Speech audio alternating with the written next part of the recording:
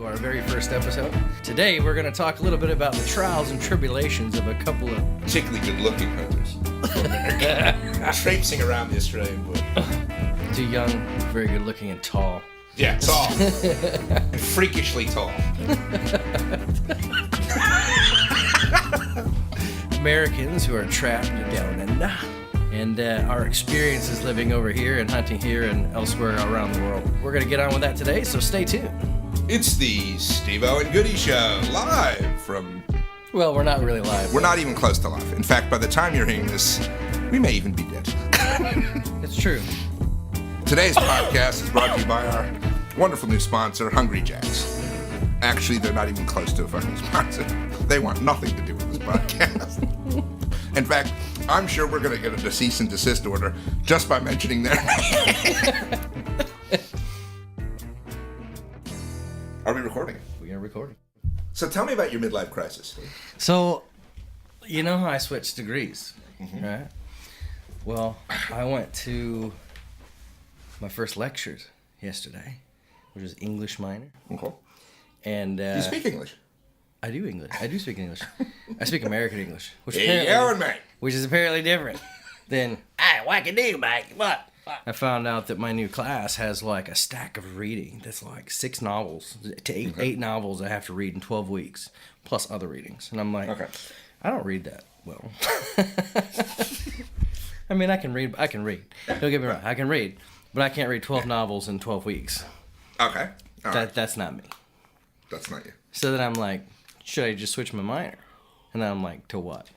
And I've been tossing up archaeology because I'm like, Taking fun. Indiana Jones. You get the whip. That's right. You get the rolling right. boulder coming at you. That's right. And I'm a history. Why would you do it? There's absolutely no practical application. And I'm a history major, so they go well together. So you're going to be the head waiter at the restaurant. You're done. You realize. That is right. You realize. So hey, I've got a history major with an archaeology. Great. Can you come in at noon for the afternoon, the lunch shift?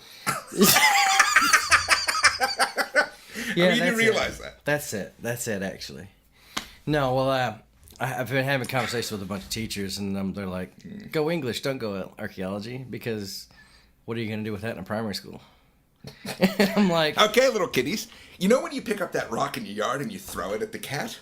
That's actually granite. Oh, wait, no, that's... What? That's geology. Geology. Same thing. Are we going to... Anyway, let's talk about hunting. Let's talk about hunting. So, you recently came back from a hunting trip. Your first Australian hunting trip. I did. It wasn't my first Australian hunting trip, actually. It was my, 10th. But, Where have you been hunting? I did the deer hunt last year. Up north of Adelaide. Oh, that was at the zoo, yeah. Well, it's a bit tough. The zoo. Not as free range as we would have liked. It was near a zoo. But, yeah.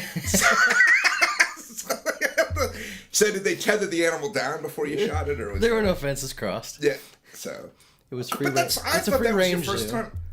Is that your first animal killed though? But I didn't kill that one. No, it was a yearling doe. And okay. And I let her go. Yes. And just leave it laying on the ground. I'm like, I want you to come back. It's sweet, delicious meat. Yeah. Yeah. I'm like, oh, that's a yearling doe. That means you can have babies. Yes, and produce more deer, and we can shoot everything. That's right. And so tell us about your trip, because this is the trip you went to the Flinders on. Was that your first set of kills in Australia? No, it was my first set of larger game kills. You're not going to count like I shot a fucking bunny in the yard, are you? Hey, wow. Hey, look at that. Hippity hop. No bunnies in the yard. Can we not count fucking rabbits as hunting, please? Okay. That's the new rule. Not, hey, I shot a rabbit. Big fucking deal. I'm talking proper hunting. Am I wrong? No, but you know what I mean, right? Like, because we get into this thing about, well, I went hunting, and you're getting all excited, and the guy's like, yeah, I shot, 4 rabbits, in a fox. It's like, right. Yay. And let me guess, you did it at night in a spotlight. Yeah, it was great. Really challenging. However, that's also one of the only places people can get access to in South Australia, which is a whole other thing, can of worms. We'll talk, yeah. Sorry. So tell us about your first big game hunt. I feel like I've grown a beard since we started. My first Australian... Let me rephrase. My first Australian big game hunt was this weekend, and it was good. Where did you go? we went to the Flinders Ranges. Mm-hmm. So, yeah, private land hunting. How big was the property? Big. Big. I don't want to tell anybody where I'm at. Yeah. That's nobody's business. They don't need to know where I'm at. Don't give them the address. I'm just giving us a sense of, 100 acres, 1,000 hectares? What's the... Oh, yeah, 250,000. Okay. Yeah. All right. So a small chunk of land. Just a small... A little hobby farm. Okay. A hobby farm, yeah. And, so I went out with a buddy of mine, and I did some work for his dad, and his dad said, hey, why don't you come hunting with us? And so I said, yeah, let's do that. So we sorted it out, and we were supposed to be on for, 4 to 6 days, and, some things happened, so we left late, and then we ended up coming home early, so we were actually only there for, 2 days. So, yeah, it was pretty good. And did you see a lot of game there? Tons. What was it, mostly goat? Mostly goats. A lot of rabbit, more fox than rabbit, actually. We've had this rule. We're not talking about rabbits. It's okay. But it was part of the hunt. Yeah. So. Hey, I got a rabbit. Oh, good on you. Great. It's one of those things when property owners let you come onto the property. Yeah, you got to clean up. Please kill those. So tell us, so you were successful. How many animals did you get in the end? I personally took 6 goats. Okay. That's not bad. Over a couple of days? Yep. 6 goats and 2 rabbits. Okay. Which I brought home, and the rabbits have already been eaten. Good. Excellent. Yeah. So. You didn't count them as part of the count, so that's good for you. Yeah. Well. So you got 6 goats. Is that what you got? Yeah, I personally shot 6 goats. Okay. Meat goats. I wasn't after billies. I wanted to fill the freezer. So. Okay. So you filled the freezer. Mm-hmm. Tell us a little bit about how you think that compares to a comparable hunting experience in the U.S. Because part of our theme here is to try to compare the 2 different hunting scenes. Well, a lot less pressure here. At least where we were. They were a bit skittish down on the ground, but once you got up to a higher elevation, which really wasn't that high, they weren't skittish at all. Yeah. So that was a big part of it. I don't know, like compared to like whitetails in like Michigan or Ohio, they're skittish all the time. You snap a twig and they're gone. These guys, you snap a twig and they come over to find out what's going on. What I found challenging hunting goat in that area is particularly when it's sunny out. A lot of times their ear tags and the bells around their neck glisten in the sun. And it makes it a lot more difficult to aim properly. Oh, you're over behind Old McDonald's. Yeah, that's right. And the sign that says petting zoo provides a really good spot to wait for the game. So. Yeah. So, how big were the mobs that you saw? I think they averaged about 25. There were some smaller ones. I think the smallest one I saw a random lone goat. But for the most part, they were mobs of 8 or more. Okay. But the average is about 20 to 25. So tell us about your hunting gear then. We're bow hunting. So I shoot the Elite Impulse. Oh, wow. I didn't know people still shot those bows. Oh, no. No, well, I mean, it's good that you're going back, man. You really. I am part Native American. Yes, so, that's right. So sure, it's just that drop in the cup of coffee. You're as Native American as I am fucking tall. And for those of you that can't hear us, I'm not tall. Yeah, well, go on. That. So you're shooting the Kmart bow. I think it's really great that you're shooting a private label bow. I think it's, you're giving the Chinese good business. So you're shooting the Elite bow. I'm shooting Elite, yep. What am I using? I used Easton infused Axis with the nanotechnology and all that. Cheap arrow, isn't it? Yeah, super cheap. Yeah. Super cheap. What do they cost in the end? At the moment, I think they're a bit cheaper in the U.S., but Australia price, they're about $140 a dozen. Right. Yeah, they're not cheap, but they last forever, and I love the way they shoot in the wind, and they're always consistent for me. I've had some issues with some of the other brands, which I might leave careful. Particular conversation. Yeah. So. But the problem is, if we're shooting at something that expensive. Yeah, up there, especially on a. Yeah, I was shooting them with Muzzy broadheads, just 100-gram broadheads. Jeez. That I brought back from the States. I figured, well, if they're good enough for whitetail, they're good enough for goats because they're pretty thin-skinned. Yeah, and goats are pretty thin-skinned. Yeah. We'll talk a little bit about. Arrowheads later. Yeah, well, I think that'll be an entire podcast. Yes, that's it. Because there's a whole lot. Today we're here to talk about 2 blades versus 3 versus 4 versus the solid mechanical versus fluted versus your mom. Yeah, because that's about where the conversation will go with every group of bow hunters. I've never been at a hunting camp, an archery club, a party, a forum on the internet, where the conversation around which broadheads are best doesn't eventually denigrate to somebody's mother being insulted. Well, there is that. Right. I mean, it will get there eventually. Like, it's probably, I reckon, within, I think in a camp, like face to face, I think within 15 minutes, somebody's mother's getting insulted. In a thread on a forum, within a page of threads. Like, within a page of posts. Within the day. Yeah. Within 24 hours. Yeah. less than that. I mean, I particularly think on an archery forum. Yeah. Yes. 1200's down under. I haven't been on in a long time because I'm a member, but it's generally started off pretty good. I mean, it started like 10 years ago, and it's actually good. But again, it invariably, there's always I see the thread that says, which broadhead is best, and I just basically, you might as well put in brackets, I'm going to insult your parentage at some point. Let's get started, right? Because it gets deeply personal. They take it more seriously than their religion or their politics or their football team. So. They're opening up.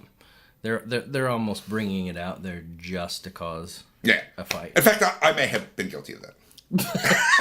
I'm a little bored today. What's your favorite broadhead, Jake? Hey, I think two blades suck.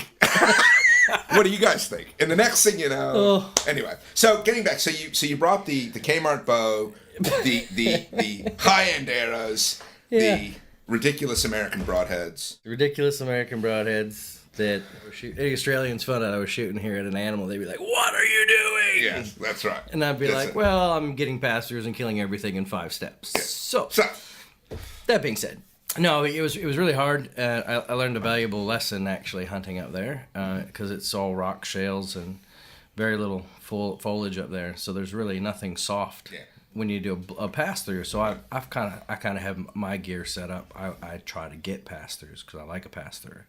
I just figure it's better blooding and it's not going to seal around the wound, around the arrow, and I want it to go through if I can. And I was lucky; I didn't have a single one not pass through. Yeah.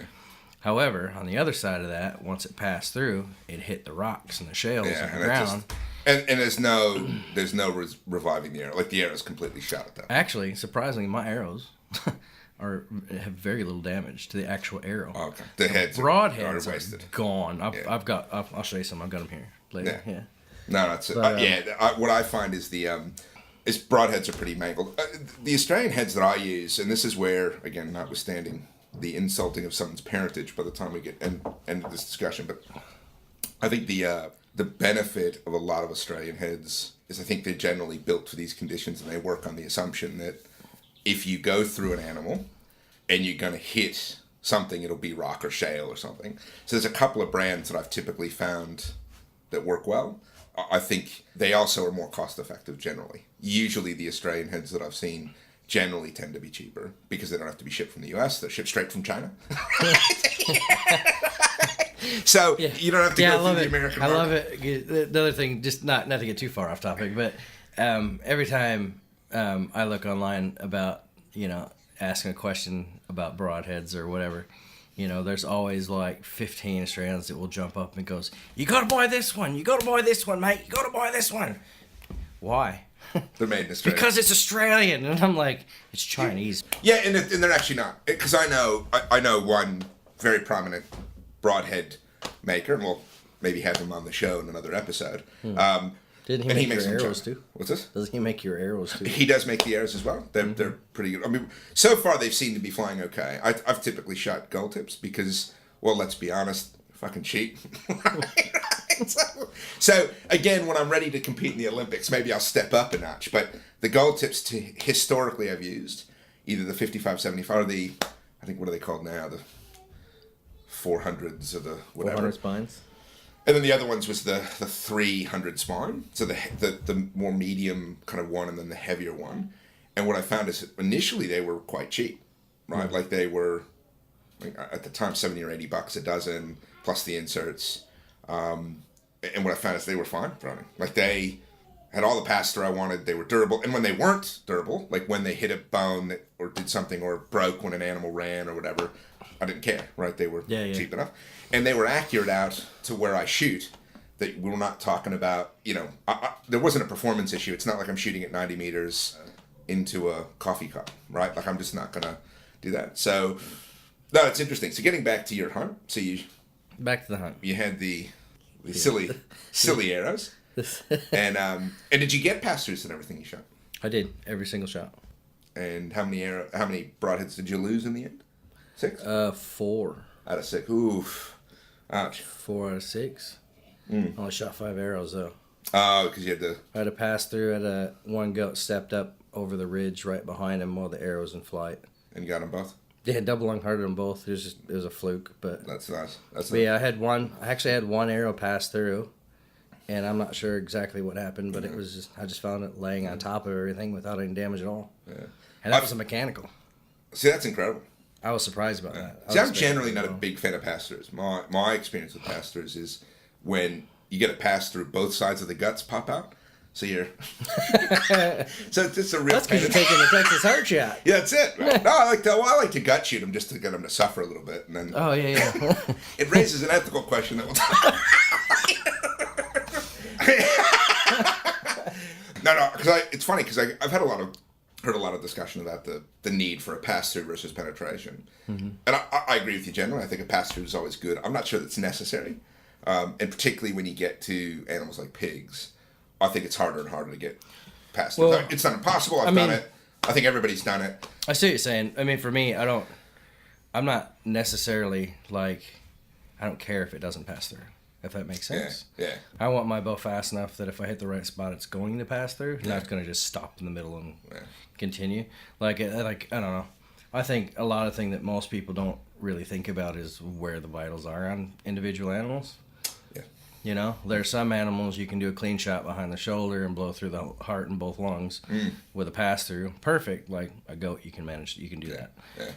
Your view is that the animals are a little less skittish? Well, particularly goats. I mean, goats are kind of let's be honest, they're kind of the entry-level hunting animal here. They really are. Like, if you think about it. They really are. Most people that have their first crack at an Australian animal, whether they're new to the Australian scene as adults, so I was, so I came 20 years ago, the first kind of animal that I hunted was a goat, was in a goat property, and was able to knock over a few. They actually happen to have pigs in that property as well, so I took some there, but most people generally start. Or if you're young and up and coming and you want to hunt, your first... as a teenager or a young kid, you generally knock over a goat first. Generally. I mean, there are some things about them that are quite challenging, some things that aren't. And I think that they're a really good first animal, particularly if you're wanting to learn spot and stalk. Yeah. Because they're hard to get close to. Yeah. Yes. They have very good eyesight. Yeah, very good eyesight. So. They can do some dumb shit, though. Like, I've seen animals get spooked, run up 200 meters, and circle back to the other side of you. Yeah. And you're like, hold on, where's pigs? I think generally, are like deer, go in a straight line. Like they're gone. Generally. So our first day out, I'd never goat hunted in Australia before, so these guys were pretty seasoned. So I went out with them, and I just kind of did whatever they said to do, and just being the nice guy, and just following them and learning the ropes from them. And so the way that they hunted was a little bit different than the way I'd ever hunted before. They just kind of walked around creek beds and stuff like that and trying to find the goats, and then once they found them, try and sneak up on them. Well, I found that they saw us before we saw them anyway. Yeah. And so that's not really my style of hunting. I don't actually do spot and stalk. I do spot and ambush. So I like to see where they're going and then try and get there before they do, and then get in a good shooting position. One of the criticisms that I've been in Australia now for 20 years. This is my actually 20-year anniversary, and the Department of Immigration hasn't kicked me out yet. So congratulations. Yes. Yeah. You're a citizen now? Yeah, I've been a citizen for a long time. Oh, yeah. It's me too. Yes. So I was. Me too. I'm dual. I'm bi. Okay.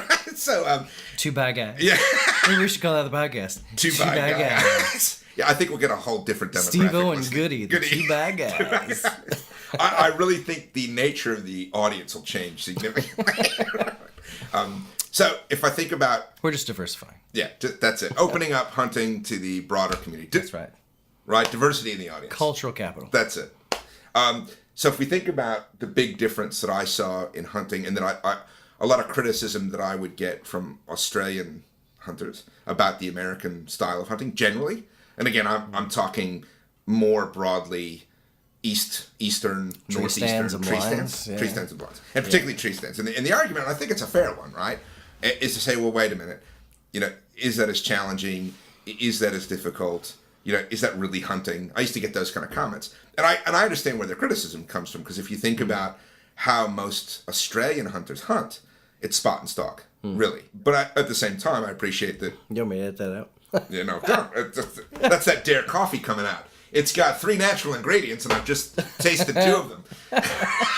So, the fair assessment is that when you spot and stalk, what you're essentially doing, and what you would have found your guys doing, is I think they would have been trying to figure out where the game is and where it's going and pattern it, while at the same time trying to kind of get close enough to get a shot off. Whereas stand hunting, and I haven't done a whole lot of it because I didn't do as much hunting in the US as I would have liked when I lived there, but I've obviously gone back and hunted there. And I've got a horrible fear of heights, so I'm not particularly good in a stand. So I generally do blind hunting. Oh, yes, I heard about your Ohio hunt. Yeah, I was like, guy finally got me up like in a 10-foot stand, and I basically froze. It was terrible. But anyway, but I blind hunted on the ground, so it just kind of offset that. But the difference is what you're doing is patterning the game at an earlier stage in the process. Then you're going there and doing essentially what you did, is you figure out where they're going and then try to ambush them. And I think that there's a lot of challenge there. Also, too, particularly when you're sitting on a stand and you've got an animal like a deer that's hyper alert, that is absolutely, aware of predators, particularly that time of year when everybody's hunting and all that stuff. And there's pressure. And there's pressure and all the rest of it. I think standing still is bloody hard. It's easy to kind of think of it as, I'm going to, kick back, do a couple bong hits, shoot the deer when it walks by. But actually what I found, particularly when I was up in the stand, is every time you move, the stand creaks, or something moves, and the whole area was kind of aware of it. So you really had to kind of be a lot more physically disciplined than you think you would be. I also found that the ambush style hunting, the blind hunting, you kind of had less control over how you could get into the animal, or spot and stalk. What I find, spot them, get into a point, and depending on what distance you are away, you've got opportunity to, okay, I'll get behind this rock, or I'm going to go down at this bush, but shit, I need to kind of course correct and then shift left for 30 meters and kind of go around behind, whereas you don't really get that with stand hunting or with, right. You are stationary, and you have to figure out kind of beforehand which way they're likely to come in. And you lose the shot, right? So if you've got something coming front on, you're stuck in a stand. You don't have the ability to kind of shift over a bit while they're coming into you or move a different way. So I think they're just, but I get the Australian mindset that it's not as challenging a hunt. It's not as disciplined. I think some of that is because, quite frankly, they've never been there. No, of course, yeah. And they don't realize what we're hunting in. It doesn't look like it does here. It's the woods look different than the bush. It's funny. I went spot and stalking for pigs in Ohio. Yeah. I said to the guy I was hunting with, a really lovely guy, Scott Marlowe. He used to guide. He stopped guiding now. Really lovely guy. And I remember saying, because again, I was really struggling with the tree stands. So I did a bit of spot and stalk. And northeast Ohio, middle of a forest, what do you have in the ground? 2 inches of leaves. Try spot and stalking in that. Crunch, crunch, crunch. I mean, mate, it sounds. I might as well brought a fucking accordion. Yeah. Right? Yeah. So, whereas here, it doesn't seem to be that way. You seem to be able to kind of walk through. Yeah. The undergrowth doesn't seem to come up that much unless there's been a fire. Yeah, and then I struggle. Crunchy, Oh man, I can't. There's no such thing as spot and stalking in a fire zone. Wow. Yeah. I tried. That's what we tried last year. Yeah. Where I let that doe go, and I was just like, man. Yeah. It was like loud. One step and you're crunching and loud, and it's like, man, you can hear it echo. What I think though, if I can be objective about it, I think spot and stalking helps your hunting discipline though. Probably in some ways that stand hunting doesn't. I find that you really become a lot more aware of your place in the environment when you're doing it. So in terms of, you see an animal maybe 150 meters away, and you say, okay, I'm going to stalk that deer or pig. Usually it's pig, probably more than a deer, or goat, for that matter. But, and you think, okay, I'm now going to have to be aware of my surroundings. I'm going to have to really, my senses get a lot more honed. And I think, because you don't have a choice. Let's be honest, you can make some more mistakes in a stand than you can stalking, I think, right? For example, I'm sitting in a stand, it's 15 feet up, and I kind of turn around and make a little bit of movement. I think you've got a little bit more margin for error, not much, but more margin for error than if you are you're stalking a fallow deer and you make too much movement and it's going to be on eye level with you and it's going to see it and it's going to go. Yeah, right? yeah. Now, that being said, I'm not saying it's easy. I've learned very quickly that it's not. And I've had less wins than losses in the stand hunting department. So I can't say that it's easy to do. Certainly not. Yeah, it's not. And just like anything else, I mean, I don't think anybody never done something is qualified to determine what something is. Kind of like Joe Rogan says about an anti-hunter is just as qualified as I am to discuss lesbian porn because I saw a video on the internet. Yeah, no, that's it. No, that's right. Which I don't even know if that was actually him, but it's a meme with his face on it that I saw on Facebook one day. And it's a whole different kettle of fish. I mean, what the big difference is like when you're spotting and stalking, you're covering a large area of ground. Yeah. Whereas when you have a tree stand, you've got a 30-yard or 25-meter. They have to come to you. Right? They have to come to you. The spot where they're going to come to you. And you don't even have a 360 shot. I mean, you've got a 15-degree angle, really, that you can get a safe, comfortable shot out of. Yeah. So you've got. I would say that it takes a lot more work to do stand hunting. Yeah, a lot more pre-planning. A lot of pre-planning, a lot of scouting. You got to kind of know where things are. You got to know what trails they're hitting. You kind of got to know where their water supply is. You got to know where their food supply is. And what a lot of people don't realize is those things change every year. I mean, they might hit the same place a couple years in a row, but it's not every year. Yeah. And it does change. And so just getting it in the right spot. But the other thing that people don't think about as well is, here, if you're hunting on a private property, it's likely a good-sized property. Whereas in the U.S., you might be deer hunting from a bow stand on your 10 acres. Yeah, no, that's right. And you can't spot and stalk that. And you can't pot and stalk that, no.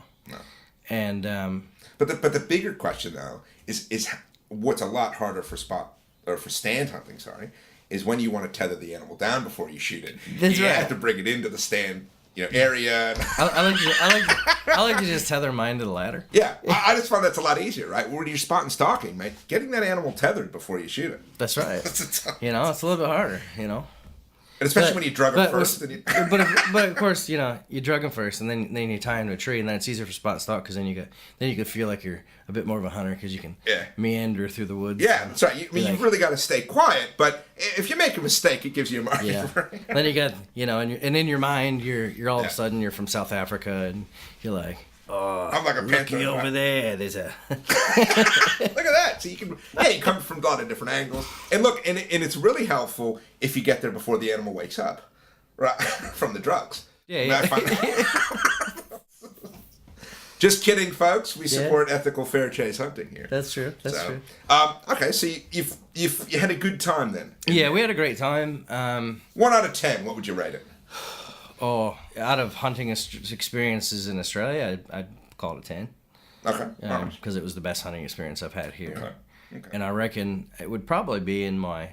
I've hunted a lot in a lot of places, and I reckon it'd probably be in my top 10. Oh, wow. Okay.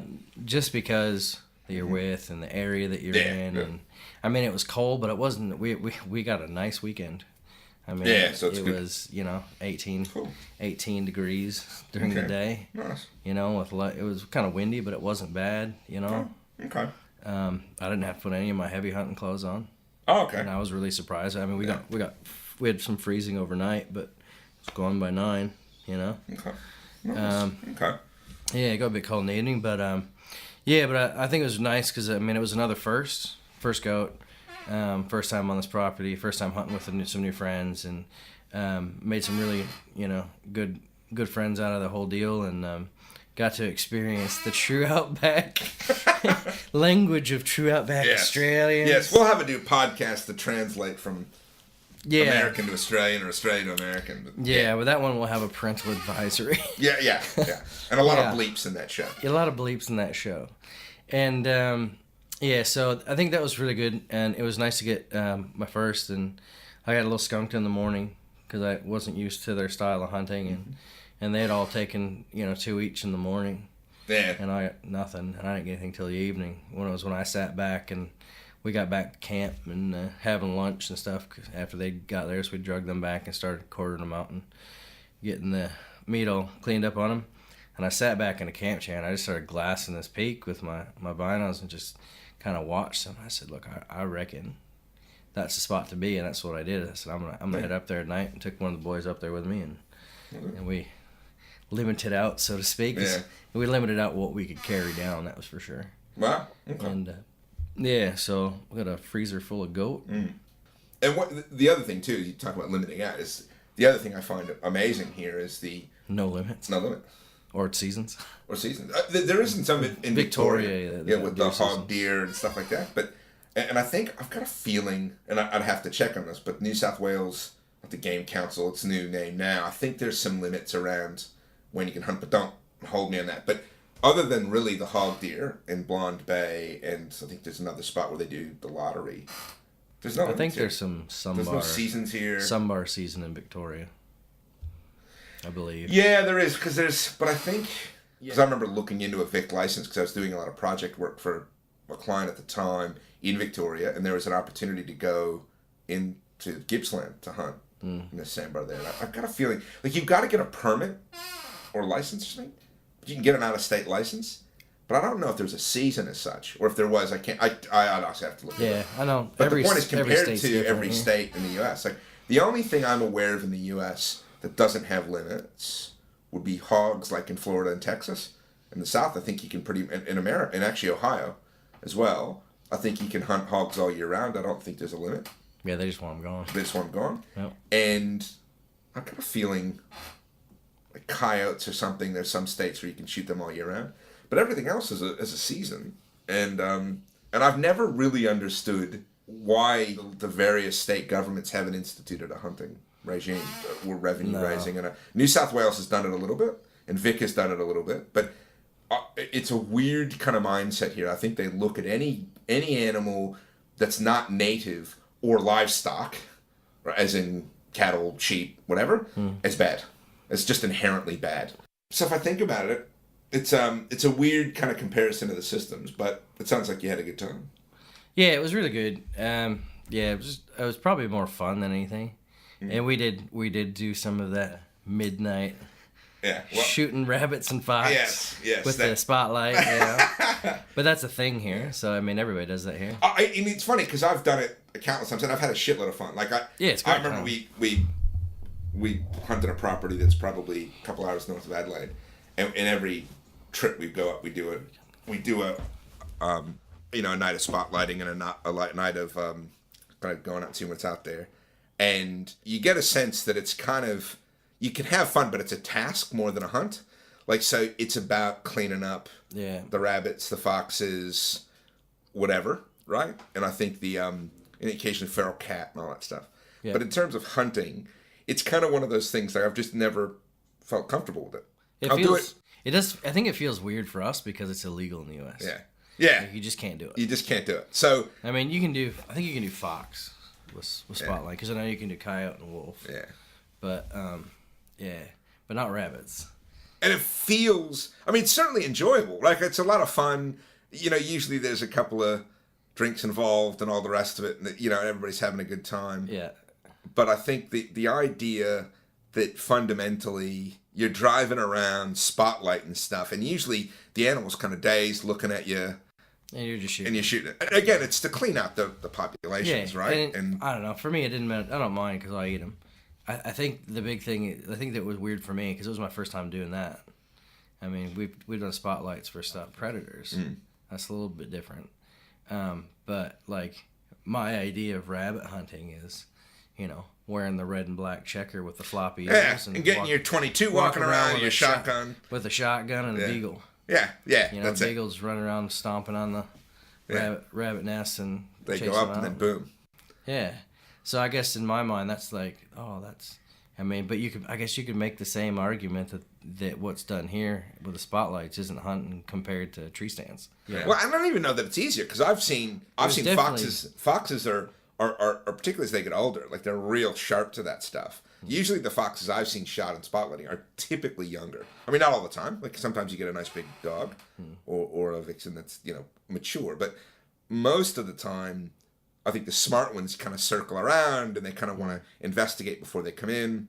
And look, spotlighting at night's tough shooting. Like you've got to try to hit something that's 200 meters away with a bloody light on it. and you're sitting on the top of a truck bouncing around like having a seizure like the Parkinson ward at the hospital, right? But in terms of the actual process, it feels kind of alien. But look, a lot of guys do it, and I've I enjoyed mean, it. It was fun, and I liked it, and I'll do it again. Yeah, but it's just weird. But it's like pig dog. It feels interesting. Speaking of pig dog, and I'm keen to. I've been 3 times. With a knife. Yeah. So I went because I hunt every year up in Cape York. Yeah. With a particular outfitter here, who's a good guy. He doesn't have any dogging, but prior to going with him, we went with a couple guys that had an outfit in another part of the Cape. You can give him a shout out if you want. What's this? You can give him a shout out. I will do that later. Let him pay the sponsorship fees. No, but the other outfit I don't think doesn't exist anymore. But they said, "Oh, look, have you ever been pig dogging?" At the time, I'd seen a couple videos, and it just wasn't my cup of tea. But I said, you know what? I'm going to give it an honest shot. Like, let's go out. And what I found problematic about it for me, and these guys were really good. Like, they were very ethical in the sense that their dogs were fit. They were reasonably fit. They had very well-trained dogs that knew what they were doing.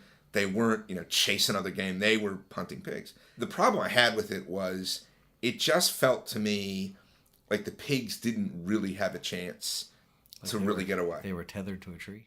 Like they were tethered to a tree. Because, well, particularly if you have a big mob of dogs. So I think these guys had like 5 or 6 dogs.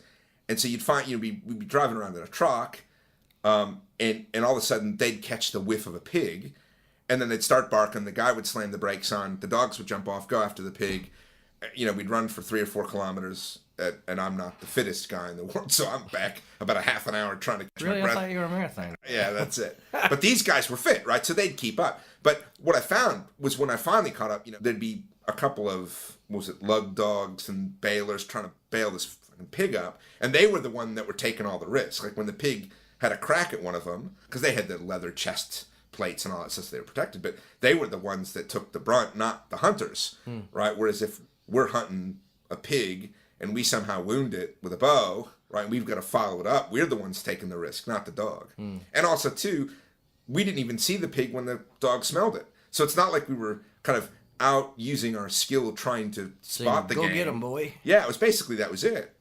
But then that being said, there's a lot of guys up north that do it, and they enjoy it. And my view is it controls the population. It's just not my cup of tea. I remember thinking, I've done it once. I'm happy I've done it. I was invited to do it again in the Northern Territory out of Catherine. Again, I was doing some work up there, and a guy knew I hunted. And it was right at the beginning of the dry, so it was still quite wet on the property. I mean, a lot of areas we couldn't access. But this other guy brought his dog, and long story short, we wound up only finding one mob, and I was really surprised how efficient the dog hunters were. They had half dozen dogs, and they cleaned up a whole mob. I couldn't believe it, because there'd be one that would bail it, grab the pig, the guy would knife it, the next guy would run, and they would kind of do it, and they chased this mob for what I thought was just endless kilometers. And I remember him saying, "Oh yeah, we'll clean up that mob." And I'm like, "Nah, don't bullshit. Like, it's not as efficient as a rifle, right? You sit in the back of a truck and you." So I went. That was a kind of a different experience again. And then I got invited to go again in the NT another time, and it was just a small little sow, and it was in the property. It was on the kind of the main area near the house. And they ran after it and caught it and killed it and stuff. It's just not my cup of tea. Like, it really, I get why you need to do it. And I know that guys that are into it are hardcore into it and love it. I think it has an element of challenge that's missing.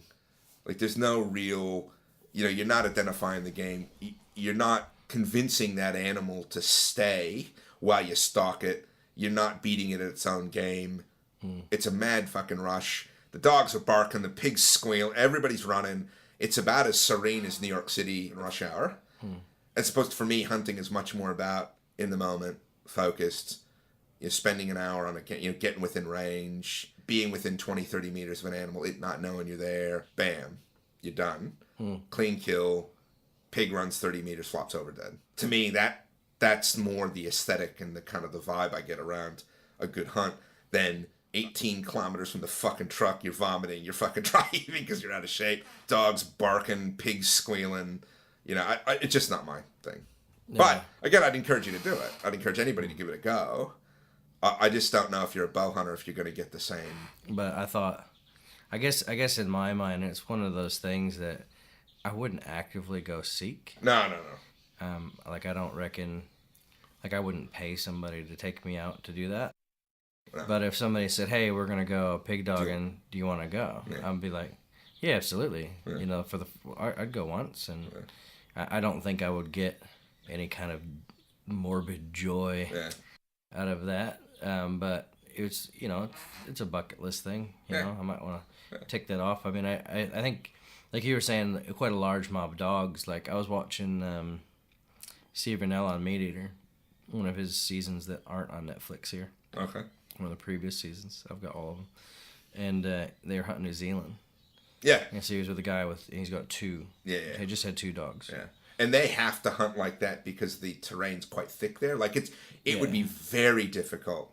You know what it reminded me of? That looks like Michigan. Okay. That terrain. Okay. All right. Really, really thick, really hard to get through. You're not. Right. But I thought that was interesting, and that was a bit harder because, I mean, they had to work for that one. They had to dig it out. Mm. Yeah. It was in a hole.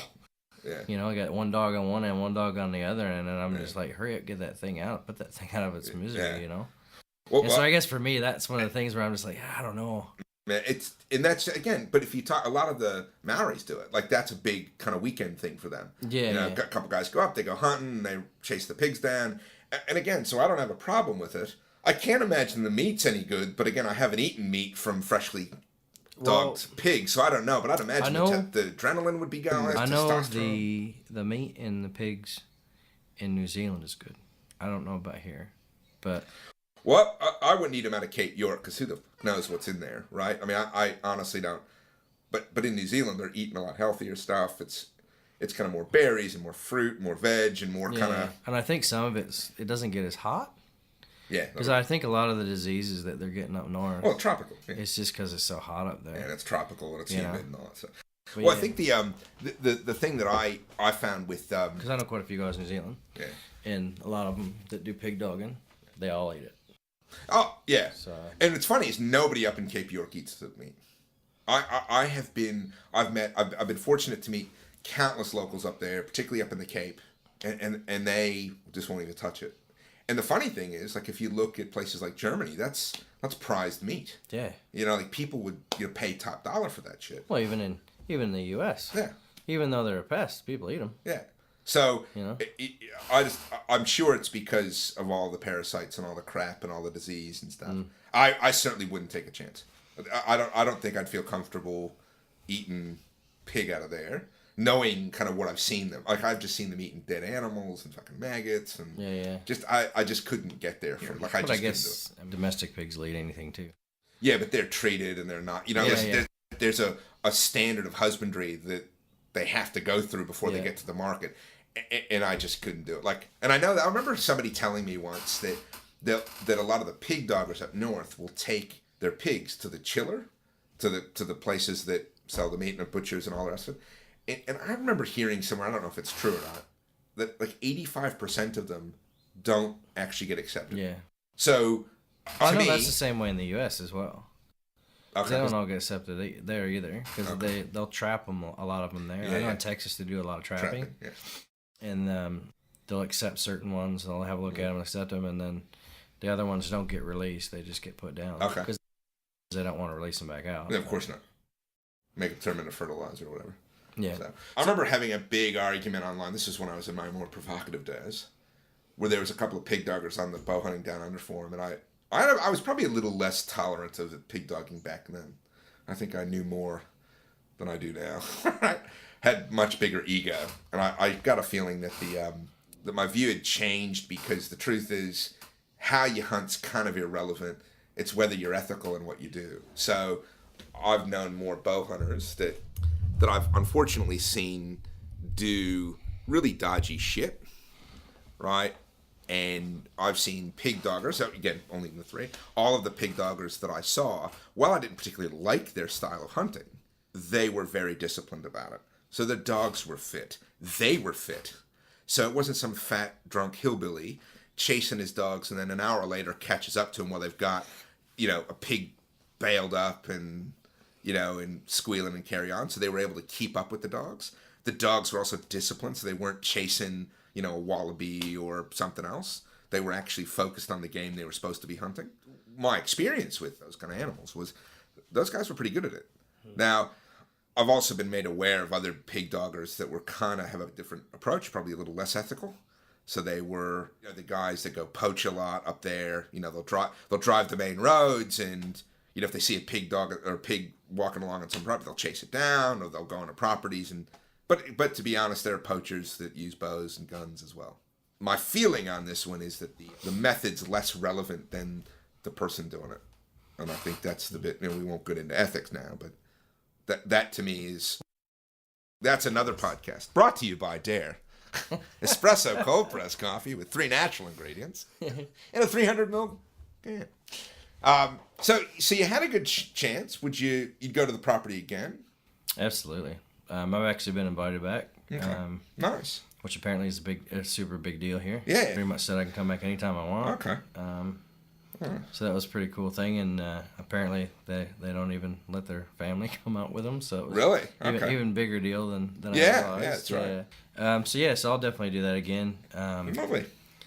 I guess one of the nice things about not having seasons here and things like that is you can kind of go whenever. But yeah, I mean, I guess for me it's when the freezer starts running low. Yeah, that's it. That's it. I tend to not shoot things I'm not going to eat. Some pest control is one thing, but I don't know that I would actively go up north and hunt pigs because we're not eating them. Yeah, I think that would bother me too much. It was an interesting thing, and we can start this new topic. Welcome to the Steve-O and Goody Show, and the topic for today is pest control versus eating the meat. That's right. But I think because I think your quandary was the same that I went through when I first moved here. I've gotten over it. For me, I look at particularly pigs up north, and to a lesser extent goats here, as removing the problem, the native pet, or the threat to native species, the pest. But also too, there's an element of me that thinks, particularly with goat, I need to take some of it out for meat. There's nothing better to me than a goat backstrap. It's just lovely. And if you cook it right, or a roast, a back leg. There's nothing, slow cooking a hind leg over 10, 12 hours. It's lovely, right? There's nothing like it. It really is good. But Australians here view it as kind of bush junk, right? That's kind of, they'll just kill it and leave it. I remember the first one hunting. I was like, what the fuck? Are you kidding me? We've shot 13 animals between 5 of us, and no one's taken the fucking meat? Are we kidding me? They're fucking the voice of my grandmother. There are people starving in China, Exactly. right? And we've got all this fucking free meat. Starving children in Africa. Yeah, that was my grandma. Yeah, so it's how do you not take that out? I don't know, man. Because if somebody did that in the U.S. Oh fuck, you'd be pillar. Can you imagine going back to the archery store? Had a great buck, 12-point buck. I left they cut the head off. And fucking, I got the head in the back of the truck. Fuck, get back out and get that meat. Did you guys have names for guys that did that? Because you're from the East Coast. No, not really. No, I'm sure there were. I wasn't aware of them. I had a different background, right? We call them citiots. It's nice. We call them citiots. The guys that go out there and we'll be out hunting and we'll find a deer, right? The head chopped off. The head chopped off and maybe the back straps out. Yeah. Maybe. Yeah. But nothing else. And you're like, mate, that's fucking meat. That's good meat. Citiots, the Flatlanders, Yeah. the ones who come north to come up hunting where we are. Yeah. Where I live, But you figure if you're going to make all that trip, you grab the meat. I actually wonder if those people aren't just the locals that want a big head. So they see a big 12-point or big buck and they say, oh, cool, shoot it. I couldn't be fucked taking it. I can't imagine anybody coming up from fucking Detroit saying, I want to hunt out in the Michigan bush. And I'm not going to take my meat back. I reckon that. Or maybe. The scene better than I would. It's mostly Is it? Really? Yeah. That just seems like a lot of fucking waste of time. It's Flatlanders, man. It's the city. Okay. Don't get me wrong. There are definitely some solid hunters from down there that come and they do the right thing. Yeah.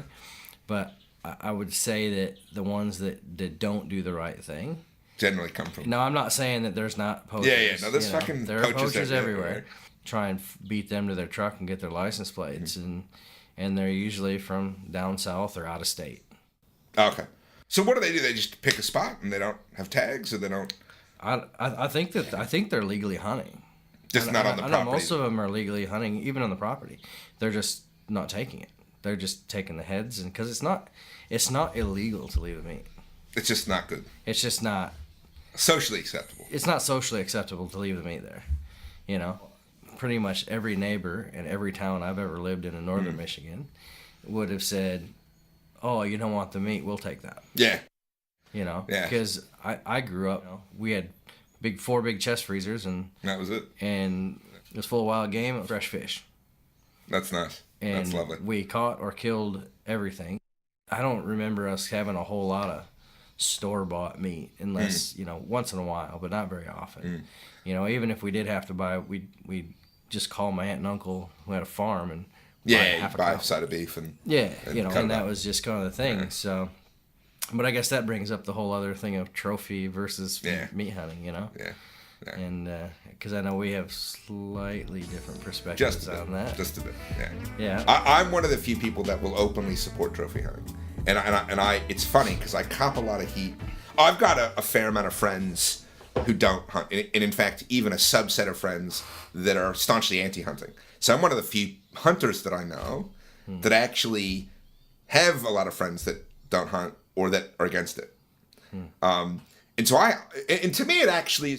I probably do. I just don't care. Yeah. So, well, a lot of hunters I know kind of say, well, fuck them. I'm not going to deal with them. Or I'm friendly with them, but I won't ever talk about it. Or, to me, if you think about what we do has a moral and ethical significance. It is the taking of a life. And if we think about what that means for us as individuals, like we have to constantly challenge ourselves. So we have to constantly challenge ourselves. And I think, for me, having friends that don't hunt, having friends and people in my life that are anti-hunting, keeps me honest, right? It helps me reevaluate that view. Because like I was saying before, if we get to the point where we are callous to the fact that we're taking a life, there is something wrong there. I don't know what it is, and I'm not suggesting that I'll ever get turned around. I don't think, at this point in my life, one of my anti-hunting friends will ever convince me not to hunt. But what it will do is, I think, make me a better hunter on an ethical perspective, or on an ethical front. So getting back to trophy hunting, so I get a lot of shit from the anti-hunting crowd about how trophy hunting is horrible and it's barbaric and what kind of, you know, rich wanker asshole goes out and hunts for a trophy. And then I also get shit from a lot of hunters who say, well, hunting should be about the experience, about taking the meat. And if you're just hunting for a trophy, you're a wanker and you're a wall hanging dickhead, you know, all that kind of vibe. Yeah. And for me, it's about the motive being analyzed. If I hunt because I want a big 300-point stag, provided I do it ethically, who gives a shit? Now, you could argue about the wasted meat. So let's say I go out and I get my big red, right? It's my royal red, right? And I've been fortunate. I've taken a red. It was an 11-pointer. It's a thin kind of... You've seen the trophy in the trophy room. It's thin, but it's got the points and it's full. It was an adult, and it was spot and stalk. My view is the biggest rush for me at the end of it was I've got a trophy that I can look at and remember my experience. I still remember. I can look at that trophy and remember everything about that hunt. I'm sure we took the meat, but that wasn't the priority. Ironically, the meat came later, and we kind of thought about all that, but I can't remember where the meat went. I think I gave it to the property owner. There was a guy that was with me. I'm sure I took the back straps. But the biggest rush for me was the fucking big head. Now, where trophy hunting becomes problematic is when that becomes the sole reason for hunting, and it becomes a situation where the ends justify the means. You can't hunt. So I want a big lion. So I'm going to go to Africa. I'm going to find a place that can guarantee me a big head. A canned hunt? Well, they won't call it that. They'll just say, we can guarantee, we've got 99% success rate, 100% success rate. And they can show you a catalog of cats that they've got. And it turns out that it's a 1,000-acre property with pens. They release it the week before you show up, right? They're trained to come when they ring the bell, and then you shoot the fucking thing. To me, if that's your idea, that's not hunting. One, that's not hunting. And if you were so motivated by the trophy that that's acceptable, you've lost something. But if your principal motive is that you want a beautiful trophy room with shit you've hunted, and you're willing to do the hard work, and you're willing to, to put the work in and to do it ethically and to practice with the bow and make sure you're clean shot and do all the rest of it, I have no problem with it. But I think a lot of people, even hunters, kind of downplay it. Oh, no, it's not about trophy. I'm cool if I get a trophy, but it's really about the hunt and the meat. Just say it. Just say I like the fucking head on the wall. Otherwise, you wouldn't hang it. There's no problem with it. And I think for me, that's kind of where I probably differ from you, because you probably have a different... I'm actually kind of right in the middle. Okay. I'm not anti-trophy. Let me start from the beginning. I was just listening to a Meat Eater podcast the other day with Stephen Ellen. I can't remember who his guest was, but he was talking about how when he grew up, he learned his spot and stock and his marksmanship from shooting chipmunks. Okay. So did I. Yeah. 8-year-old, 10-year-old kid, BB gun, with a BB gun or a .22, and you're out shooting chipmunks, and it's challenging. Yeah. But you learn how to shoot things on the run. Yeah. And you learn how to lead targets and stuff like that. And so that being said, he goes on to say that he won't do it again. He talks about his kid out there, and he's like, I'm not going to tell my kid not to do something that I did, but he asked me, hey, can I shoot that? Because he's, a kid and he wants to shoot everything he can. Yeah, of course. No, because we're not going to eat him. Why would you, I'm kind of on the same level with that in the sense of I did the same thing. I shot chipmunks. I learned my stock, bought and stock. I learned how to, be quiet and get them to almost sit on me. And that's when I quit shooting them because it was just too easy. But it's the precursor to squirrel hunting, which is a whole other thing Australians don't understand. Yeah. We were talking about deer hunting from tree stands. Squirrels will bust you before anything else. Yeah. Squirrels and blue jays. Yeah, that's just it. Shoot them all. That's it. Just hate them. Yeah. Because they'll bust you quick and they tell everything you're in the neighborhood. But no, I mean, I guess for me, like, I would love to have some big old heads on the wall, and if you're gonna kill it, you're gonna eat it. And it was about filling the freezer because we grew up poor, and that's what we did. We filled the freezer. I remember going out and catching a whole bunch of bluegill smaller than my hand, and we're eating them, flaying them things out, and we were freezing them in big, huge bags. It just take forever to fillet them because they're just so small. But it's just that's what you did for food. And it's a bit of a humbling experience. So I think we're all a little bit like the sum of our many parts. Yeah. So I grew up poor. We fill the freezer, and that's what we live on. So that was kind of my idea growing up. If you're going to shoot it, you better eat it, or you better not shoot it. And so that was kind of my entire process. But then, I'd go over to my buddies' houses, and their dads and moms worked, and so they had a little bit more money, and they did a lot of grocery shopping, and you look on their walls, and they'd have these big old 10 and 12 point bucks up there. Yeah. And I wanted one of them so bad. Yeah. So bad. Yeah. But I'm like, in my mind, I'm like, yeah, but that won't be very good eating. They're going to be tough and straining. I'll have to slow cook the whole thing or make it into grind or jerky. Yeah. Because that's the mental process that goes on in your head when you're a meat hunter. Is you're like, oh, they're going to be tough. You want to shoot a younger one, and then you get the trophy guys are out there like, don't touch them till they're 8 years old or 20 years old, Yeah. And you're like, yeah, because you can tell. You can tell how old that deer is. Yeah. Show me. Yeah, so it's a bit like that, but like I wanted one. But I think that what really turned my head was actually when I was living here. About being a little bit more into trophy. Not necessarily, I mean, don't get me wrong, I love heads on the walls, and if I had my way and my wife didn't care, which she does, they'd be all over the house. I'd have them in every room because I love them. But my dad passed away a few years ago, and I spent all my life hunting with the old man, and I got to realizing because I'm on a few field staffs and pro staffs for companies, which I won't mention in this particular podcast. And one of the things is, hey, we want to see what you've done, and I'm like, oh, I don't even have pictures of my kills. Yeah. I've got photos of my dad's kills. But when he was young, because it was a thing. When you're treating it like you're going to the grocery store and you go out in the woods, taking a photo of what you shot is the last thing on your mind. Yeah. And I realized, like, I've taken a few photos, but who knows where they are. Yeah. I got nothing. Yeah. I've got absolutely nothing. I've taken well over 100 animals. I'm not going to speculate, but I know it's over 100 animals in my lifetime. And I have pictures from a couple weekends ago. Yeah. And that's it. Yeah. But since my dad died, I'm like, if I'd have had some heads up, something to remember about our hunt. It's incredible. It's an incredible thing. So like you were saying, like it's about the memory. I can, it's funny because I can look at, I'm fortunate, I've got a decent sized trophy room. I've got. You have a gorgeous trophy room. And look, I had to negotiate that with my wife, and I won't go into the detail of that, but let's just say. She got a lot of stuff. Yeah, she got a lot of stuff, and there's a lot of shit I've got to do that I don't want to talk about on a podcast.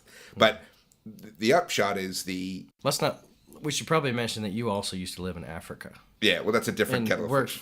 for a hunting outfit, so that's fine, yeah. So his trophy room is amazing. Yeah. So let me just leave it. Yeah. So, but for me, I can look at every single trophy, and it brings me back to that hunt. It's actually quite an amazing phenomenon. So for me, did I hunt those animals, particularly the African animals? Because I didn't get any of the meat. The meat went to the locals, whether it was an African community that owned the land or the farmer that owned the land, depending on where we hunted. So for me, that wasn't the rush.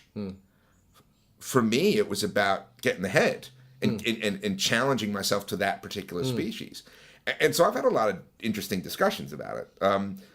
I think what's interesting is the perception of trophy hunters as these kind of, these kind of Mr. Burns type characters from, these kind of wealthy psychopaths that want to have, bears standing up in the corner and the big... And I'm sure there are people like that out there. And I remember going to Safari Club International conventions in Reno and stuff, and you meet those people, and they certainly exist. But by and large, most of the people... Factory workers saving for 10 years. That's it. Right? We saw a number of those guys. I remember meeting a crew from... It was another hunting outfit. We kind of were on the same property together. And those were, a couple of guys that were, I want to say plumbers, but tradies. And clearly they were successful, and they clearly had a good business and were able to save up money. But, there's nothing like hunting impala in America. There's nothing like a kudu, right? I've been fortunate when we lived in Africa. We lived on a property that was huge, a big chunk of land. And it was owned by a consortium of investment bankers that bought all of the farms that constituted this property, basically turned it into a preserve. And in order to sustain it, they allowed trophy hunting in to help generate revenue. And mate, there is nothing like a big fucking male kudu in the middle of their rut, early morning, carrying on, and getting within range of those things is a bitch and all that stuff. There's nothing quite like it. So the guys that would hunt those things for the experience and for the trophy, they weren't doing it because they said, you know what, I'd love to have a kudu backstrap. What they were looking at was, I want to challenge myself and I want to take something home from that. And I get the criticism that it can morph into that kind of Mr. Burns, I want a full-size tiger mount in my den, right? And I kind of get that. But by and large, my experience is that the people that hunted for trophies don't do it because they don't care about the animal or because they're unethical. They're just differently motivated. So, I think there's a chance for hunters to get real divided here. And really, it only benefits the antis. Because if you're a hunter that bags other hunters, the anti-side takes comfort in that and gets aided in that and gets a sense of, we're on the moral cusp of winning.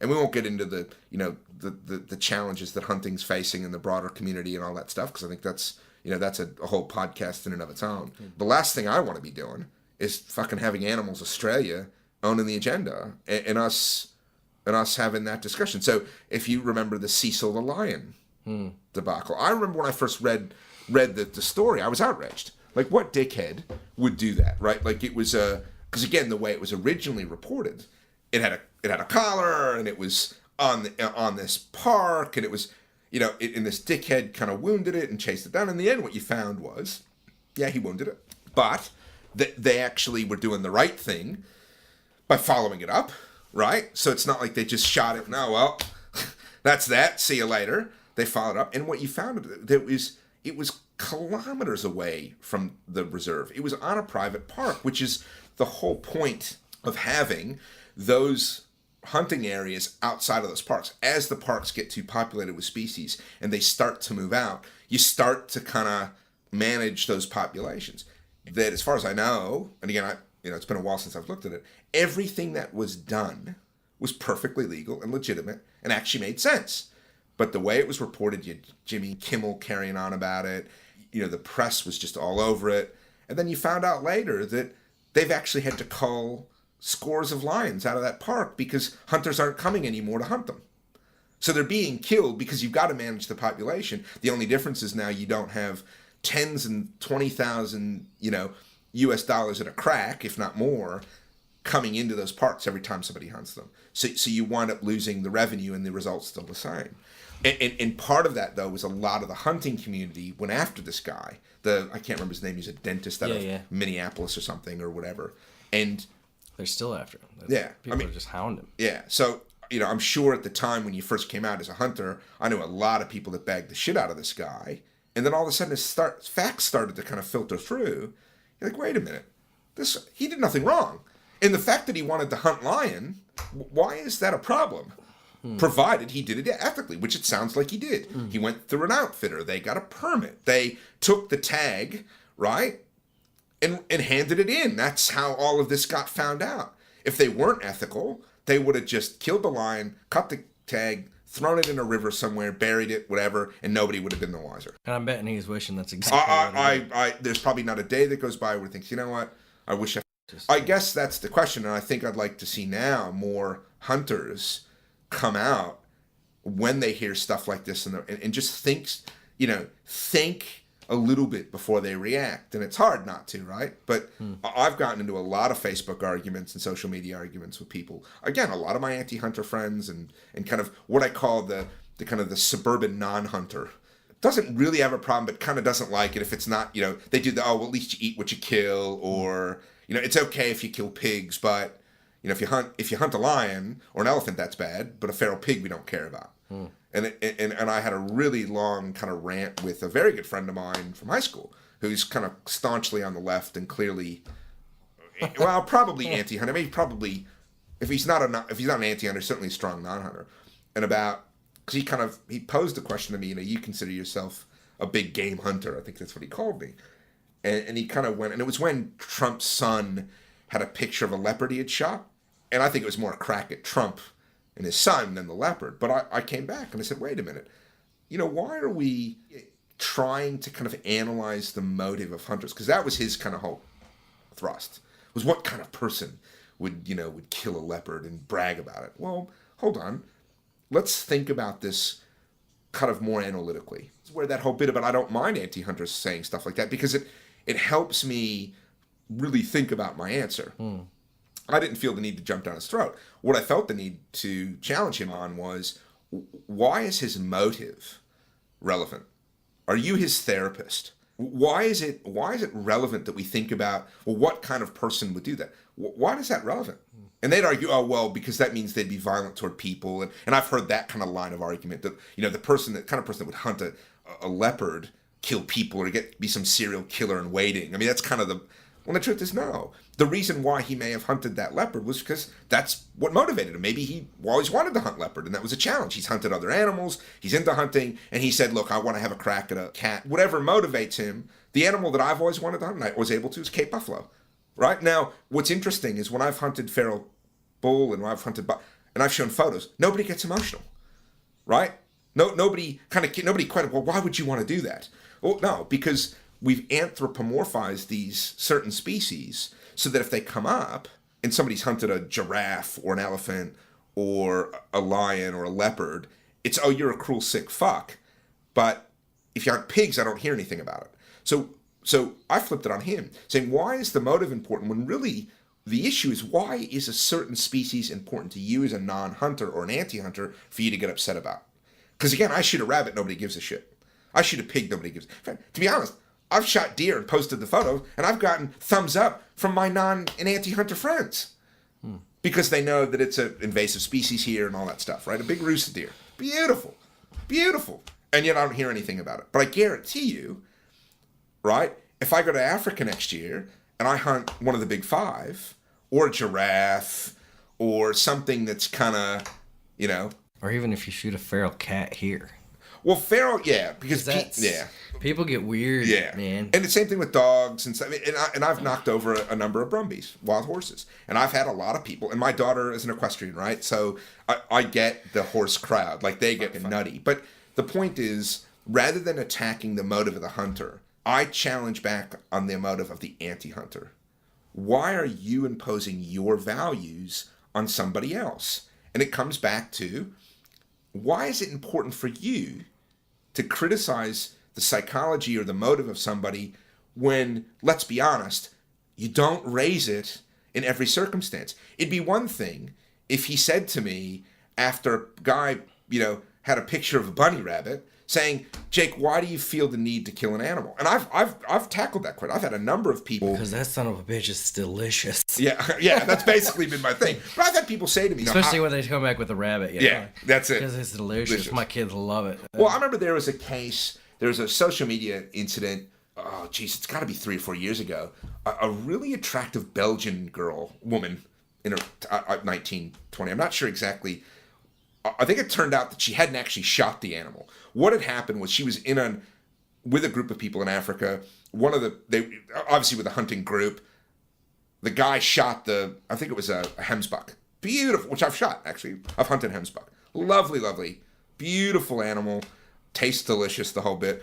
And she wound up posing with it, with the rifle. I'm not exactly sure why he'd bother, but it must have been a bit of a laugh, right? Like, ha ha ha, I shot this animal. It somehow got on social media. This fucking woman was pilloried. And I think she actually lost a modeling contract or something. There was some financial impact to her. And I remember thinking, wait a minute, why is this an issue? One, that animal, right, wasn't endangered. I'm assuming if it was shot with a rifle, it was shot ethically. I mean, I don't think there's any evidence to suggest that they gut shot it and watch it suffer. So it was quick and clean. And this woman's only crime was that she presented the photo. And I had a lot of people come back, oh, I bet she was bragging about it. Well, wait a minute. Let's assume for the minute that she hunted it, which in the end I don't think she did, but let's assume that she hunted it. If you're doing something well and you're hunting it ethically and you achieve something, why wouldn't you brag about it? That's like saying, hey, I graduated from university. Yeah. And telling everybody about it on Facebook. Yeah. I guarantee there's nobody showing that photo of their graduation. Getting death threats. And I remember having a really good conversation with a woman on friends with on Facebook saying, if some hippie fucking vegan had cruelty-free tofu quiche that they won the first prize at fucking Byron Bay Vegan Festival, of course they'd put it on Facebook. So it's the same thing, and they've done the right thing. They've hunted it ethically. They've killed it quickly. Whatever their motive is, and this is kind of comes back to my whole point about the anti-hunting movement, and this is what I've noticed, is it's actually not about killing the animals. It's actually about controlling people. It's actually about those people feeling the need to monitor and judge the motives of others rather than the output. I've actually heard staunch anti-hunters say to me, well, if deer are a problem in New South Wales, because parts of Wollongong and others have really big issues with deer populations, we should just have professional shooters come in and kill them rather than letting hunters come in and enjoy themselves hunting. The result is the same. Dead deer. But their whole motive is, well, we can't have somebody enjoying it. Why? Why is that relevant to the protection of animals? What we should be saying is the hunters need to be qualified and trained, and I have no problem with that. And the minute I see a yahoo out in the field that doesn't know what they're doing or is doing the wrong thing or taking pot shots, I challenge them. I absolutely, I've been on hunts where, particularly bow hunts where guys are shooting way past their range and they're gut shooting stuff, and you say, hey, wait a minute, you got to stop. Like, you need to get closer to the animals you're stalking, and if you can't, you just don't take the shot. But to me, that's an ethical issue. I wondered about that, like, because back home in the U.S. we had to hunter safety. Yeah. You couldn't buy a license without hunter safety. Yeah. Here, you just fill out a form and send your money in, and you get a license. That's it. Yeah. You could be Joe Blow from next door who bought a bow off of eBay from China, and it rocked up today, and you're going hunting tomorrow, but you've never even shot a bow before. Yeah. I have issues with that.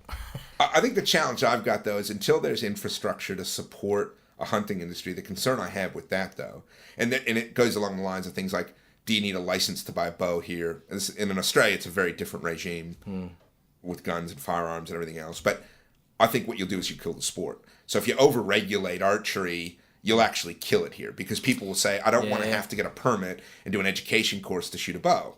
But I think to a certain point, I think it should be funded somehow or supported by the hunting industry, whether it's sporting shooters or others that say, look, we strongly encourage you to take this stuff. Now, when you get a license in South Australia for a firearm, you have to take a course. Yeah. And I think it's actually pretty good. Like, it actually makes sense to me.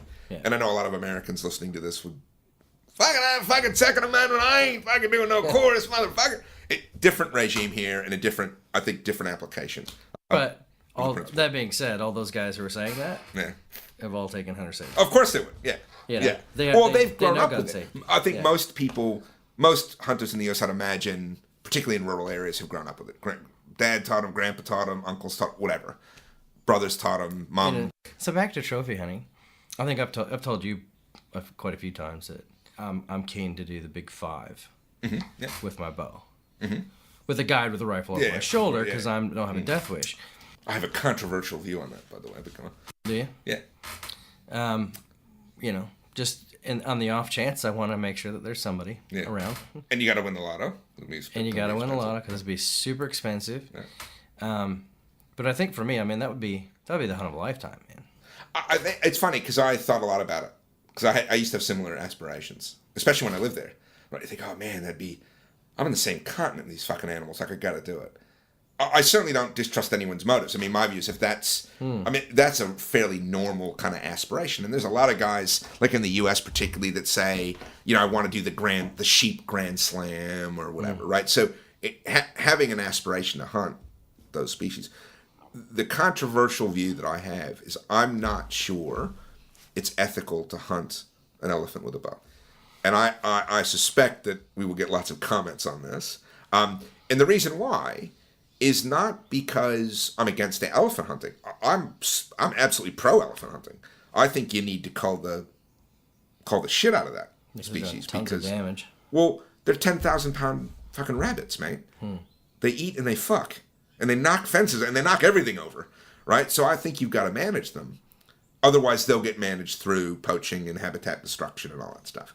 I think the problem is I have yet to be convinced that there's technology that can ensure a clean kill in all circumstances with a bow. So if you look at you'd have a hard time claiming a clean kill with anything. No, because I think you could make the argument that you can make a bow strong enough to shoot through a deer if it hits a deer rib, right? Because that's really what we're talking about here. If you look at where you got to hunt an elephant, right? You got the kill zone, big kill zone, right? The problem is you've got ribs kind of spaced out through all of that. I think I remember reading somewhere that like a rib of a bull elephant, something like 4 inches fucking thick, or something like that. I mean, I'm sure some biologist will correct me on that, but they're thick. So that's like a fence paling. Now, I'm not convinced that there's any technology that can shoot through that. Now, if you don't hit the rib and you just go through it, yeah, you can have a bow that can go through the skin, into the animal, kill them, and whatever. But I think if you look at the kill zone, you've got enough kind of fence paling in there, and you can't see where it is. So it's not like you can say, ooh, I see the rib, and I can shoot behind it. Because the way the animal is, unless it's really skinny and malnourished, you're not going to be able to tell where you're shooting at. So you shoot at what you think is the right spot in the animal. And it could be a great, perfect, where you want it aimed shot. It could be absolutely outstanding. But if there's a rib behind there, you're not getting through it. And I don't care if you've got a 100-pound bow with a 1,000-grain arrow and a fucking 2-blade head, you just ain't going to crack it. Or you may get through it, but you're not going to shoot all the way through it. And so you've wounded the animal. And if you think about the general ethical standard of you want to do everything you humanly can to ensure a clean kill.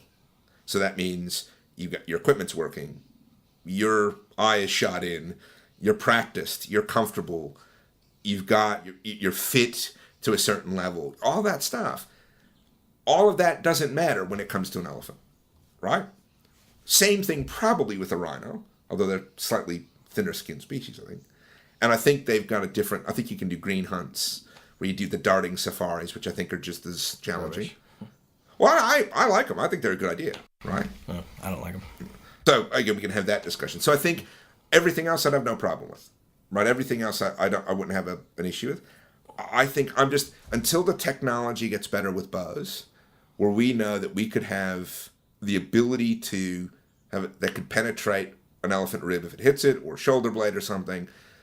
I just don't know that it's ethical to do it with a bow. I know I'm alone in that view, or a minority. Yeah. I think with a gun, absolutely. 416, mate, all day long and twice on Sunday, right? I reckon a pretty decent argument can be made against that, though. Maybe. I mean, look at... I've yet to hear it, but... Fred Bear. Yeah. First white man to take a bull elephant with a longbow. No, I'm not saying it can't be done. What I mean? But he didn't know when he shot that elephant that it was... He didn't know that was going to happen, if you know what I mean. Like, he took a shot at that animal, and he was lucky not to hit a rib. I guarantee you, if he hit a rib on one of those animals or a bone, it wouldn't have been a kill. But if you hit the animal on the bone, if it's not going to bust through. Oh, you could wound the animal. So it busts through it goes through the rib, it sticks out, animal runs off. Then you have a foreign object in an animal. What happens, particularly in a hot tropical environment? Yeah. Dies. I mean, gangrene. I mean, it's septic. It's horrible. But at the same time, that's why you got somebody over your shoulder with a rifle in case that happens. In my view, is then use the rifle. Because I want to do it right. I get it. And this is where the quandary comes, right? I get it. But my view is, in fact, the outfit that I worked for... My opinion is anybody can shoot a couple hundred yards. Well, no, but as I say, with elephants, the guy that I worked for, he had clients in Zimbabwe that hunted elephant. Yeah. And they used a 416, and he said they were never outside of 40 meters. Yeah, you'd have to be close. You have to be close. Because those guns don't have long range, right? And also, too, the nature of the hunting is you'd be surprised how close you have to get anyway, just in terms of the habitat, the environment they're in. So my view is you're getting all of the thrill of a bow hunt. Because what's really the fun bit about a bow hunt? Getting close. Let's be honest. I mean, the elements of drawing the bow and aiming, and all, I get that. But the truth is, the fun bit about bow hunting was getting close.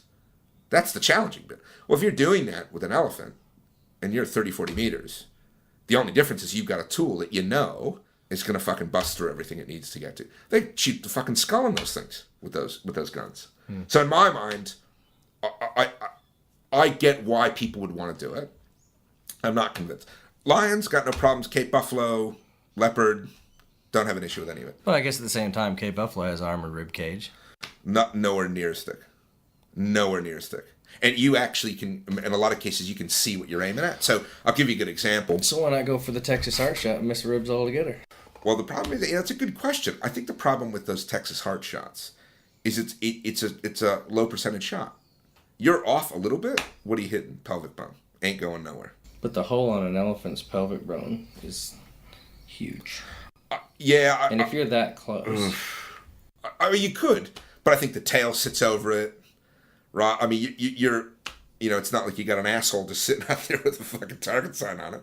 And also, too, if the animal's off an angle, it can go different ways. Stop ruining my hopes and dreams. Yeah, sorry. let me rephrase this. Go for it.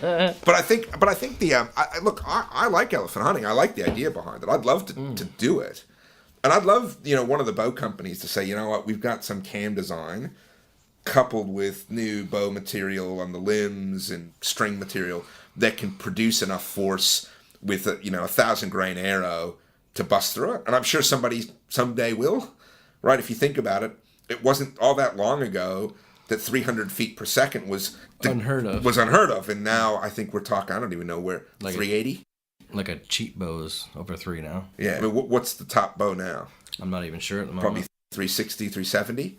I think I've got to have to check the catalogs. But, I mean, we're approaching 400 feet per second. That's not... I know some of those numbers are big. Yeah, they're inflated. No, there's pretty tight parameters around that. But if you think about it, you're not fucking dealing with slow bows anymore. So I'm sure technology will get there. Yeah, well, because I'll shoot a 26-inch draw because I'm a little sucker like you. Yeah.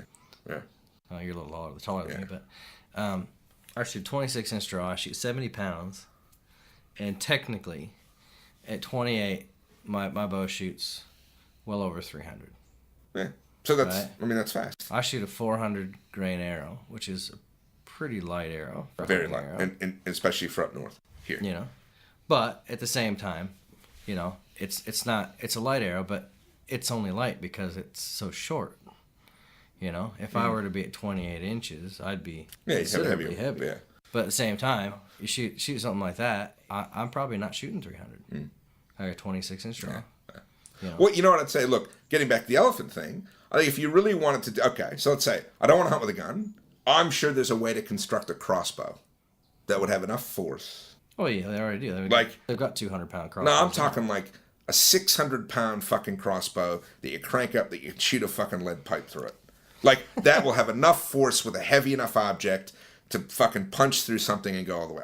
I'm sure you could do it, right? Again, I can't imagine how much fun it would be to shoot, but if you really wanted to do that, and then you'd have to get close, and you'd have all the thrill and all the rest of it. But just borrow those pig dogs and grab a knife, eh? Yeah. Lift it up by the back leg and fucking...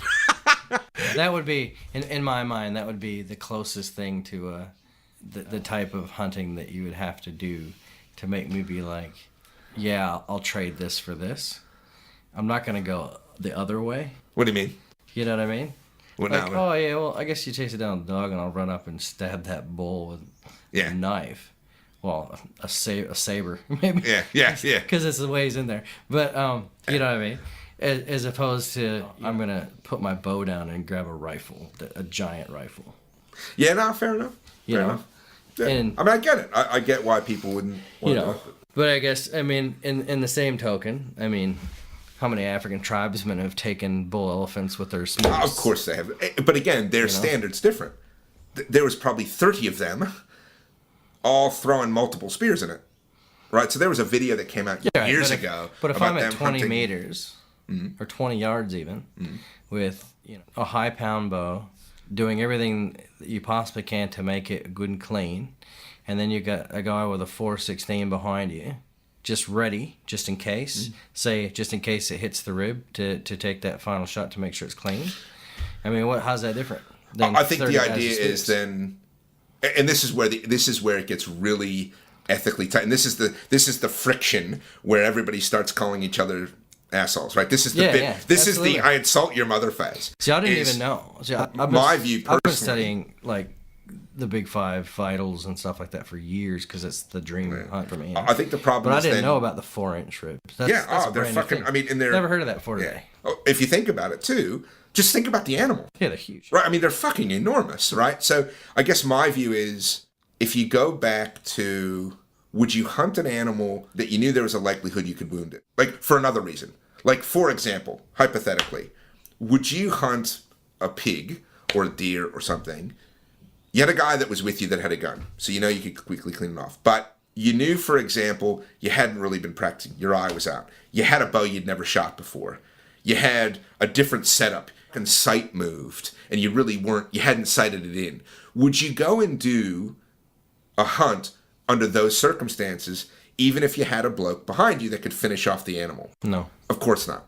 Nobody would. And why? Because in theory, and hopefully in practice, but in theory, you'd want to be able to kill the animal cleanly and quickly through the means that you have, the bow that you have, the tool that you have, and you'd want to do everything you could to ensure that that was the case. And so therefore, having somebody back you up on an elephant hunt isn't the same thing, because even if you do everything right, you are the fittest you've ever been. You've got a 100-pound bow with an arrow that has the weight and the head that can cut through the meat and all that stuff. You still have a reasonable likelihood that you'll hit a chunk of that animal's body that you can't penetrate, even if you've done everything right.